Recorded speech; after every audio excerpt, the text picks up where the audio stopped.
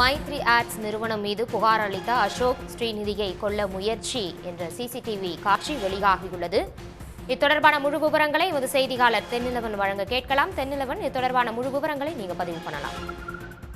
நிச்சயமாக. அதாவது கோவை நவ இந்தியா பகுதியை சேர்ந்தவர் அசோக் ஸ்ரீநிதி. இவர் பாத்தீங்கன்னா பாமகவில் உறுப்பினராக இருக்கிறார்.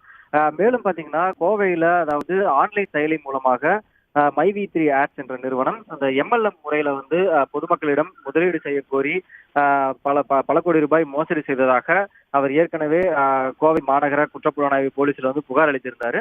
இந்த புகார் அடிப்படையில போலீசார் வழக்கு பதிவு செய்து விசாரணை மேற்கொண்டு வந்த நிலையில இந்த வழக்கானது சென்னை பொருளாதார குற்றப்பிரிவுக்கு மாற்றப்பட்டு அந்நிறுவனத்தின் உரிமையாளரான சக்தி ஆனந்தனை ஏற்கனவே போலீசார் கைது செஞ்சிருக்கிறாங்க. இந்த நிலையில மைவி3 ஆட்ஸ் தொடர்பாக இவர் புகார் அளித்த காரணத்தினால தொடர்ந்து அந்த மைவி3 நிறுவனம் வச்சிருக்கக்கூடிய அந்த யூடியூப் பக்கத்துல அசோக் ஸ்ரீநிதி குறித்தான வீடியோக்களை பதிவிட்டு வந்தாங்க.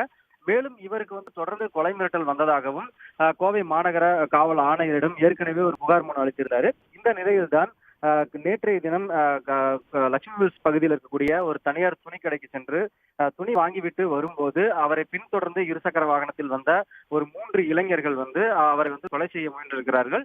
அங்கிருந்து தப்பி சென்ற அசோக் ஸ்ரீநிதி உடனடியாக ரேஸ்கோர்ஸ் காவல் நிலையத்துல புகார் அளிக்கிறாரு. அந்த புகார் அடிப்படையில போலீசார் வழக்கு பதிவு செய்து சிசிடிவி காட்சிகளை வைத்து விசாரணை துவங்கி இருக்கிறாங்க.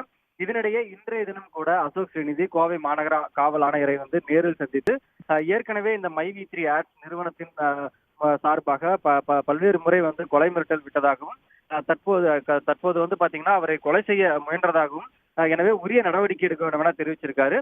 தற்போது அந்த சிசிடிவி காட்சி தான் வெளியாகி பரபரப்பை ஏற்படுத்தியிருக்கிறது. மேலும் பாத்தீங்கன்னா ரேஸ்கோர்ஸ் போலீசார் இந்த சம்பவம் தொடர்பாக வழக்கு பதிவு செய்து அந்த இருசக்கர வாகனத்தில் வந்த அந்த மர்ம நபர்களை தேடிட்டு வராங்க. தகவல்களுக்கு நன்றி தென்னிலவன்.